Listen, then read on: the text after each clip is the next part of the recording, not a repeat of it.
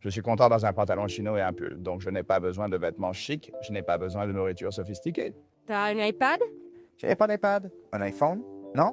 Dans un monde où une richesse immense conduit souvent à des vies de luxe sans pareil, il existe quelques milliardaires qui choisissent un chemin différent, celui d'une simplicité remarquable. Qu'est-ce qui pousse ces titans de l'industrie à renoncer aux apparences de leurs immenses fortunes et à vivre comme s'ils avaient si peu? Préparez-vous à être étonné en découvrant les vies surprenantes de ces milliardaires qui mènent une vie modeste. Numéro 10. Warren Buffett. Quand vous pensez à l'oracle d'Omaha, le nom de Warren Buffett vient immédiatement à l'esprit. En tant que l'une des personnes les plus riches du monde, sa richesse est estimée à un chiffre stupéfiant de 120 milliards de dollars. Cependant, ce qui distingue vraiment Buffett de l'image typique des ultra-riches, c'est son mode de vie discret et sa préférence pour les souvenirs précieux plutôt que pour les démonstrations tape à l'œil de fortune. Même avec son énorme succès financier, cet investisseur et leader d'entreprise renommé réside toujours dans la même maison modeste qu'il a achetée il y a plus de 50 ans. Sa décision de rester dans cette maison souligne son engagement envers la simplicité et son désir de rester connecté aux valeurs personnelles qui comptent le plus. Il préfère cela plutôt que de céder à la tentation d'une vie luxueuse. Les habitudes de voyage de Buffett sont tout aussi modestes. Bien qu'il possède l'une des plus grandes compagnies de jets privés au monde, en tant que chef de Berkshire Hathaway, il choisit souvent de voyager en classe économique. Un tel choix est presque inouï parmi ceux avec son niveau de richesse. Pourtant, il illustre parfaitement son principe d'éviter les extravagances inutiles. Bien que la préférence de Buffett pour la classe économique soit une preuve de sa frugalité, son véritable intérêt se trouve dans la philanthropie. Malgré l'accumulation d'une immense fortune au fil des années, il s'engage à donner la majorité de sa richesse à des actions caritatives, notamment à travers des initiatives comme The Giving Pledge. Buffett est également connu pour encourager d'autres milliardaires à donner des portions importantes de leur fortune, pour aider à relever des défis sociétaux importants. Son travail caritatif soutient principalement des initiatives dans l'éducation, soins de santé, lutte contre la pauvreté et autres enjeux sociaux critiques. L'engagement de Warren Buffett envers la philanthropie s'aligne avec sa conviction que les riches ont le devoir de contribuer de manière significative à l'amélioration de la société.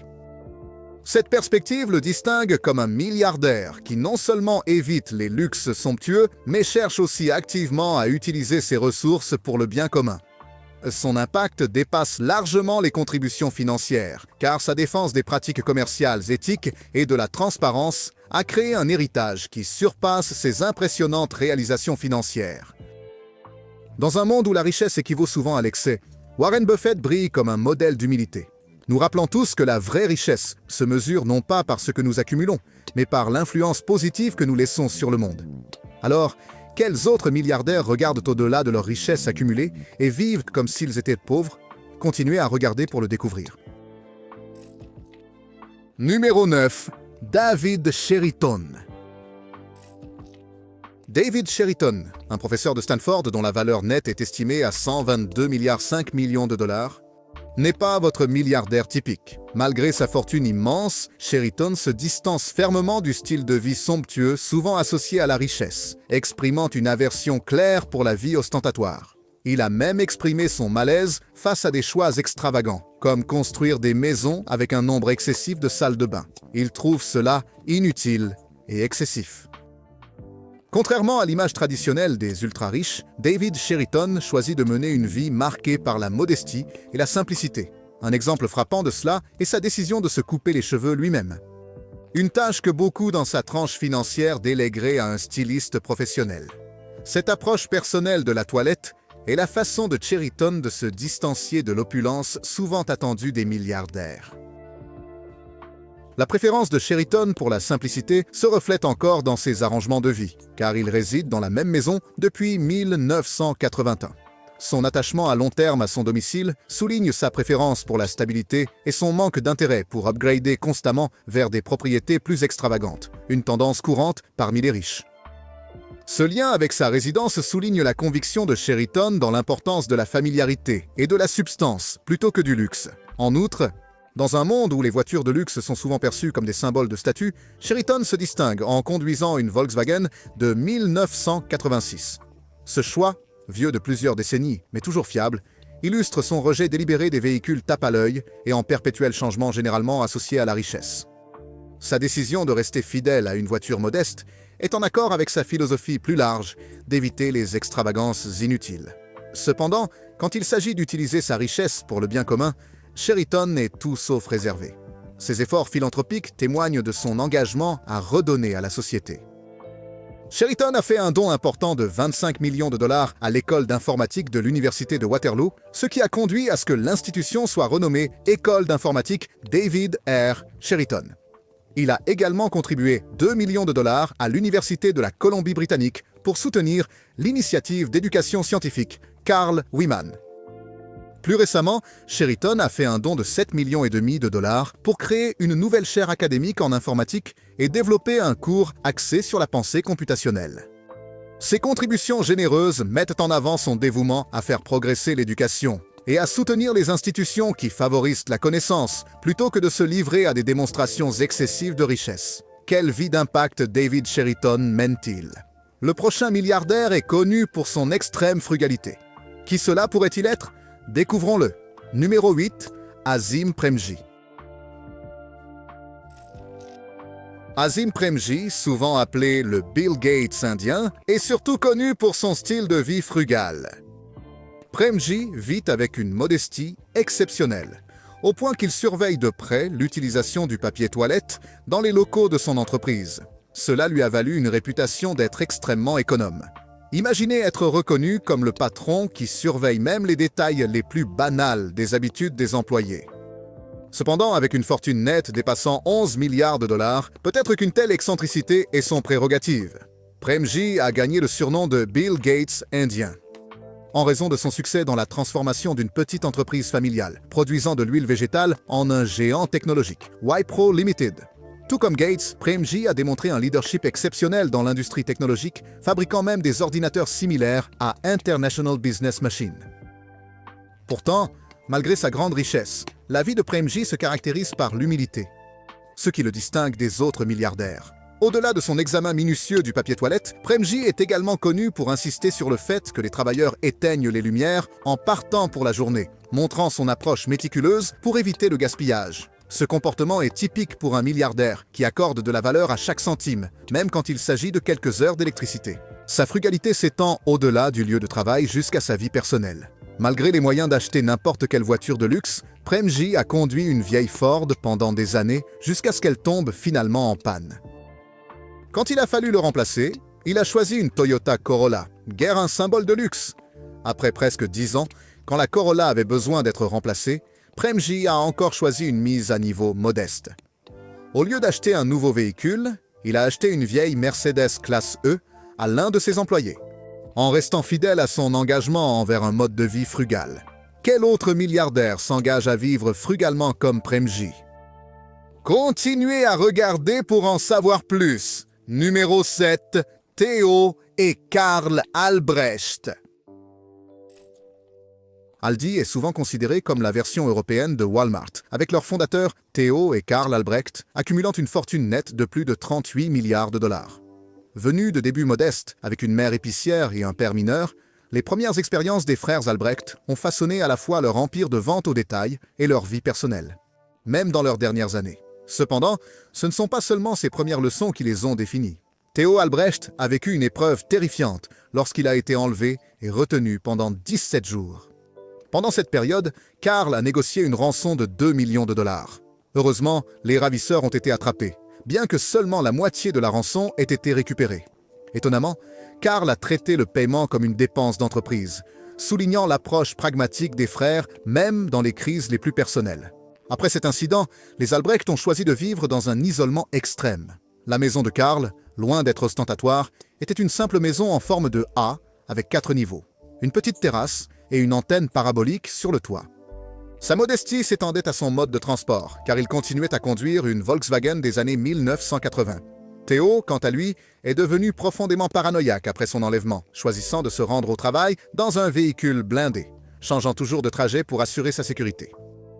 Les frères évitaient les feux de la rampe à tel point que les interviews et les photos d'eux sont rares. Theo, qui était légèrement plus connu, avait des habitudes inhabituelles, comme utiliser des bouts de crayon et porter des costumes bon marché mal ajustés, préférant la praticité aux vêtements de créateur. Sa frugalité s'étendait même à ses repas, choisissant souvent des plats simples à base de pommes de terre. L'accent de Theo sur l'économie d'argent a été exemplifié lors de la planification d'un nouveau magasin aux Pays-Bas. Bien qu'il ait apprécié le design, il a critiqué l'utilisation de papier épais pour les plans, suggérant franchement du papier plus fin pour économiser de l'argent. Leur dévouement personnel à la simplicité reflétait les opérations d'Aldi. Réputé pour son approche sans fioriture, le modèle commercial d'Aldi est axé sur l'efficacité et la rentabilité. Les premières expériences des frères ont profondément influencé le succès d'Aldi, permettant à l'entreprise d'offrir des produits de qualité à bas prix, évitant ainsi l'extravagance généralement associée aux milliardaires. Que pensez-vous de l'approche de Theo et Karl en matière de commerce et de vie? Faites-nous savoir dans les commentaires ci-dessous. Numéro 6. Wang Guangyu. Ensuite est Wang Guangyu, un nom qui symbolisait autrefois une immense richesse en Chine, mais sa vie est pleine de contradictions. En tant qu'ancien président du groupe Gomei, le plus grand détaillant d'électronique grand public en Chine, Wang a été couronné l'homme le plus riche du pays, avec son empire de magasins d'électronique répartis à travers la nation. Cependant, sous la surface de sa fortune de plusieurs milliards de dollars, se cachait une vie marquée par une modestie surprenante et une aversion profonde pour l'extravagance. Bien qu'il vaille plus de 6 milliards de dollars, Wang ne vivait pas dans un manoir somptueux et ne passait pas de temps sur des yachts privés. Au lieu de cela, il vivait dans un modeste appartement à Pékin, qu'il partageait avec sa femme et ses 2 filles. Un style de vie plus proche de celui d'un comptable assidu que d'un riche magnate. Les médias le comparaient souvent à un vieux fermier, soulignant son rejet de la folie du golf qui était populaire en Chine, et son manque de passe-temps extravagant. La frugalité de Wang était ancrée dans plus qu'une simple préférence personnelle. Son enfance, travailler dans les rizières et ramasser des morceaux pour survivre, lui a inculqué un profond sens de l'économie. Il a finalement abandonné l'école, ce qui a encore façonné son approche prudente de la richesse. Dans un pays où la relation avec la richesse est complexe et où l'idéologie communiste reste forte, l'humilité de Wang avait un but stratégique. En Chine, afficher sa richesse peut être risqué, car le public voit souvent les riches avec méfiance. Il les qualifie de voleurs ou de parasites impliqués dans l'évasion fiscale et des pratiques commerciales peu éthiques. Cependant, en 2010, Wang Guangyu a été arrêté pour manipulation du marché boursier. Par conséquent, il a été condamné à 14 ans de prison. Malgré son incarcération, il exerçait encore une influence considérable. Un exemple notable est la façon dont il a réussi à augmenter sa participation dans GOM pour consolider son contrôle dans l'entreprise à 55,3%. Juste avant la libération de Wang en 2020, Gomei, qui avait des difficultés, a connu une reprise inattendue grâce à des injections de liquidités fortuites. Cela a signalé son influence continue dans le monde des affaires. Notre prochain milliardaire, qui vit comme s'il était pauvre, dit que son choix est basé sur l'influence de ses croyances religieuses. Qui est-il et quelles pourraient être ses croyances? Restez à l'écoute pendant que nous dévoilons ces détails. Numéro 5. David Green. David Green, le fondateur et directeur général de Hobby Lobby, n'est pas seulement un homme d'affaires prospère, mais aussi un chrétien évangélique dévoué. Il a consacré sa vie et sa richesse à sa foi. Green a commencé son voyage entrepreneurial en 1970 avec un prêt modeste de 600 $ pour créer des cadres photos dans son garage et il a développé sa fortune jusqu'à 14 600 000 $. Son entrée dans le monde des affaires a commencé par la production et la vente de cadres photo miniatures en partenariat avec Larry Pico sous le nom de Greco Products. Après avoir racheté la part de Pico, Green a développé l'entreprise en employant des personnes atteintes de paralysie cérébrale dans une petite usine, en les payant 100 € par cadre. En août 1972, l'entreprise s'était concentrée sur les arts et métiers, ce qui a conduit à l'ouverture du premier magasin Hobby Lobby, un espace de 300 pieds carrés dans le nord-ouest de la ville d'Oklahoma. La foi profonde de Green influence profondément ses choix de vie, le conduisant à se voir non comme le propriétaire de sa richesse, mais comme le gardien de l'argent de Dieu. Cette croyance motive son mode de vie frugal et ses contributions caritatives importantes. Contrairement à de nombreux milliardaires, Green évite le luxe, préférant voyager en classe économique, conduire une vieille voiture et vivre dans une maison modeste. Il n'a pas hésité à défendre ses convictions religieuses, allant jusqu'à défier le gouvernement des États-Unis au sujet de l'obligation d'Obamacare qui exigeait des employeurs qu'ils fournissent une couverture contraceptive. Il a soutenu que cela violait ses croyances religieuses.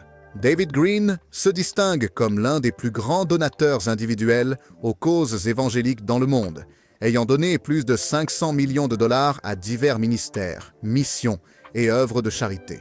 Sa passion pour les artefacts bibliques et les études a conduit à la création du Musée de la Bible à Washington, district de Columbia, un projet qu'il a financé avec 500 millions de dollars.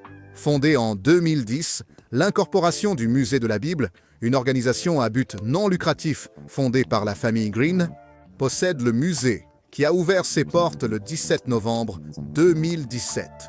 Le musée abrite une collection permanente de 1150 articles, avec 2000 articles supplémentaires prêtés par d'autres institutions et collections. La frugalité de Green reflète sa foi et ses valeurs, et il encourage les autres à adopter une approche similaire de la vie. Malgré sa richesse immense, il vit comme une personne ordinaire, utilisant sa fortune pour avancer sa vision et son but. David Green est un entrepreneur prospère, un chrétien dévot et un philanthrope généreux qui incarne les principes qu'il chérit. Ce prochain milliardaire voit la vie sous un angle différent, choisissant la praticité plutôt que le luxe. Numéro 4, Carlos Slim élu.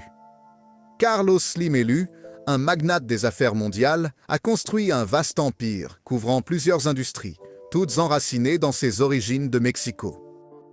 Couronné une fois comme la personne la plus riche du monde de 2010 à 2013 par Forbes, Slim a hérité de l'héritage de sa famille et l'a étendu au conglomérat Grupo Carso. Ce géant des affaires opère dans les télécommunications, l'exploitation minière, la construction, l'immobilier et la finance. Parmi ces entreprises les plus remarquables se trouve Telmex, un fournisseur de services Internet qui domine le marché des télécommunications au Mexique, contrôlant 80% des lignes fixes et 90% des services téléphoniques. Il possède également Grupo Sanborns, une puissance du commerce de détail gérant des grands magasins, des restaurants et des cafés à travers le Mexique.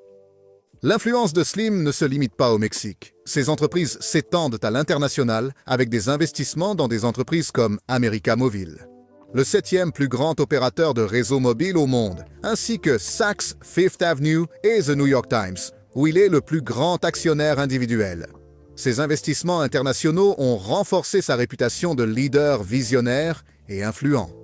Malgré une valeur nette estimée à 101,6 milliards de dollars, Slim mène une vie humble et simple. Tout comme Warren Buffett, il mène une vie frugale, privilégiant la praticité au luxe. Il ne vit pas dans une maison somptueuse et évite d'utiliser des ordinateurs pour son travail. Il préfère conserver ses données financières dans des cahiers manuscrits. Après avoir perdu sa femme en 1999, Slim a apprécié passer du temps de qualité avec ses enfants et petits-enfants. Contrairement à de nombreux milliardaires, il conduit sa propre voiture sans l'aide de chauffeur ou de garde du corps. Même si son pays fait face à des défis de sécurité. Bien que le style de Slim soit peut-être plus sophistiqué que celui de Mark Zuckerberg, il ne dépense pas inconsidérément pour des vêtements de créateurs, préférant plutôt des habits des chaînes de magasins qu'il possède.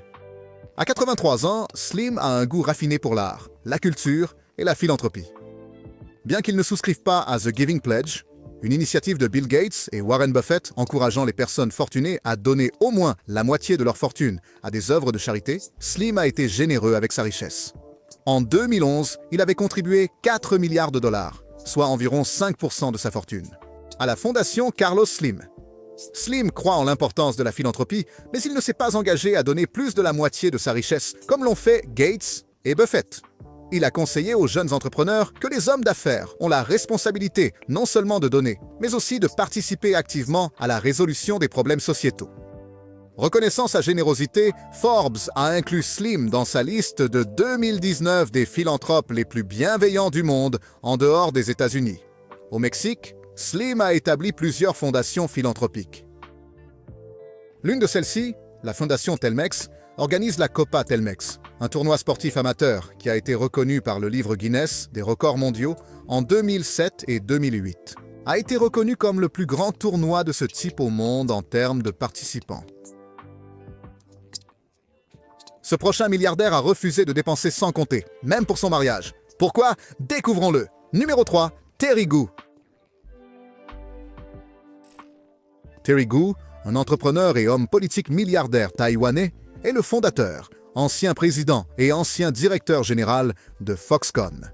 Foxconn a joué un rôle essentiel dans l'industrie technologique mondiale, gagnant sa réputation de plus grand fabricant mondial sous contrat d'électronique. Quant au fondateur de cette entreprise prospère, Terry Gou a toujours manifesté une attitude amicale envers les intérêts commerciaux continentaux tout au long de son parcours politique et professionnel. Cela lui a valu le titre de vieil ami du leader chinois, les médias internationaux établissant des parallèles avec son parcours professionnel. Et son identité en tant qu'outsider politique. Ils le comparent à l'ancien président des États-Unis, Donald Trump. En plus de ses activités commerciales et politiques, Terry Gou est également un milliardaire qui adopte pleinement un style de vie frugal. Par exemple, avant d'épouser sa deuxième épouse, Gou s'est engagé à donner 90% de sa fortune à des causes caritatives. Cet acte de générosité extraordinaire a été accueilli avec admiration, et l'épouse de Gou aurait signé l'accord sans hésitation. Cependant, les suites de leur mariage à Taipei ont suscité une certaine déception, notamment en raison des dépenses relativement modestes de Gou pour l'événement. Étant donné l'immense richesse de Gou, estimée à environ 7,1 milliards de dollars, beaucoup s'attendaient à une grande célébration. Cependant, le magnate n'a alloué qu'environ 600 000 dollars pour le mariage. Ce chiffre a suscité des réactions contrastées, surtout en comparaison avec le mariage extravagant de l'ancienne petite amie de Gou, qui se sont mariés par coïncidence le même week-end. Elle a dépensé environ 6 500 000 dollars pour sa fête. La différence frappante d'engagement financier entre les deux mariages est devenue un sujet de discussion et de controverse. Un éditorial dans le Taipei Times a exprimé sa déception face à la prétendue avarice de Gou. Tout en reconnaissant son engagement philanthropique important, l'éditorial a déploré que les actions de Gou après le mariage n'étaient pas à la hauteur du niveau de grandeur attendu. Le décalage dans les dépenses, particulièrement dans le contexte d'un événement aussi médiatisé, a contribué à la perception que Gou pourrait être vu comme quelque peu frugal, ou même avare, comme exprimé dans la critique de l'éditorial. Cette prochaine milliardaire dépense la plupart de sa richesse en œuvres de charité plutôt que pour des gains personnels. Numéro 2, Christy Walton. Christy Walton, la veuve de John Thomas Walton, l'un des fils du fondateur de Walmart, Sam Walton, a hérité d'une part importante dans le géant de la distribution. Cela a été après le tragique accident d'avion de son mari en 2005. Bien qu'elle ait une fortune de 11 600 millions de dollars, Christy Walton est connue pour son style de vie réservé et modeste à Jackson, Wyoming. Elle donne rarement des interviews ou fait des apparitions publiques, et elle est une chrétienne dévouée qui soutient de nombreuses causes religieuses et éducatives. Christy a toujours souhaité offrir à son fils une éducation équilibrée, l'élevant dans une maison victorienne du 19e siècle en Californie. Cependant, elle a choisi de faire don de cette maison à une œuvre de charité après le décès de son mari, et vit maintenant à Jackson, Wyoming. L'une de ses contributions notables comprend le soutien au Lincoln Project, un super PAC anti-Trump qui a produit des publicités pour l'élection de 2020. De plus, elle a financé une adaptation cinématographique du célèbre roman d'apprentissage. Bénissez-moi Ultima, classée comme la principale femme philanthrope basée sur ses contributions caritatives par rapport à sa richesse. Christy Walton a fait don de milliards à diverses causes, en particulier celles soutenant l'éducation des enfants et la protection de l'environnement. L'organisation caritative de sa famille, la Fondation de soutien caritatif de la famille Walton, bénéficie également de ses contributions. Cette fondation se concentre sur l'éducation et les institutions liées au sida, telles que le Sam Walton College of Business de l'Université de l'Arkansas, ainsi que d'autres collèges et organismes communautaires. En 2007, la fondation a fait un don d'environ 1,6 milliard de dollars. Christy est activement impliquée dans plusieurs organisations à but non lucratif, y compris le Philanthropy Roundtable. Elle soutient des institutions comme le Musée d'histoire naturelle de San Diego, dont elle est membre du conseil d'administration, la Société zoologique de San Diego et le Musée international Minjay. Quel milliardaire figure en tête de liste comme celui qui vit comme s'il était pauvre indépendamment de sa richesse? Restez à l'écoute pour le savoir. Numéro 1, David Tepper. Tout le monde ne mène pas une vie somptueuse bien qu'il soit riche. Prenons David Tepper, par exemple. Malgré sa fortune de 20 milliards de dollars, Tepper reste discret. Il possède 2 équipes sportives, les Panthers de la Caroline, qu'il a acheté pour un montant record de 2 milliards 300 millions de dollars, et le Charlotte Football Club, qui lui a coûté 325 millions de dollars. Même avec sa richesse considérable, Tepper a choisi de ne pas améliorer sa maison après être devenu milliardaire. Il vit toujours dans une maison à 2 étages qu'il a achetée avec sa femme en 1990. Située dans une banlieue typique du New Jersey, ses 3 enfants ont fréquenté l'école publique au lieu d'établissements privés coûteux, reflétant l'esprit économe de Tepper. Contrairement à de nombreux individus riches qui possèdent plusieurs résidences de vacances, Tepper est resté fidèle à sa résidence du New Jersey et n'a pas acheté de propriété de vacances. Cette réticence à dépenser de manière extravagante peut provenir de ses premières expériences en matière d'investissement. Lorsqu'il s'est aventuré pour la première fois dans le monde de l'investissement, son père lui a fourni des participations dans 2 entreprises en Pennsylvanie, qui ont toutes 2 fini par faire faillite. Ces échecs ont probablement appris à Tepper l'importance de la prudence financière. Lorsqu'on lui a demandé à propos de sa confiance, Tepper a expliqué qu'il n'a jamais eu peur de retourner à ses racines à Pittsburgh et de travailler dans les aciéries, montrant son approche terre-à-terre de la richesse. Et c'est tout sur les milliardaires qui vivent comme s'ils étaient pauvres. Ces milliardaires nous rappellent le dicton que l'argent parle, mais que la richesse murmure. Que pensez-vous de ces milliardaires qui aiment de vivre comme s'ils n'étaient pas pauvres? Leurs approches de la vie valent-elles la peine d'être imitées? Ferez-vous de même quand vous y serez? Partagez vos réflexions dans la section des commentaires ci-dessous. Merci d'avoir regardé cette vidéo. N'oubliez pas d'aimer, de vous abonner et de partager. À bientôt dans la prochaine.